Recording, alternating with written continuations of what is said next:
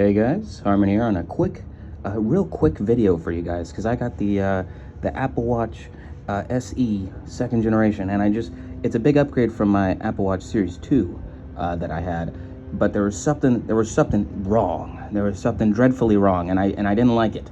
So I'm making a video to make sure that you guys know how to fix it. So basically, my brightness, right? My brightness was at like all the way maxed, and it was so dim you couldn't even. It was very dim.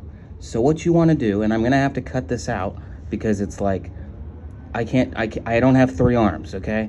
But basically, you see the brightness was at 3, right? And it was so dim you wouldn't even believe it. That's how dim it was. So what you want to do is you want to get out of display and brightness where you're probably going to be looking to figure out the problem, and you're going to want to go to accessibility. So let me go do that right now and show you what I'm talking about.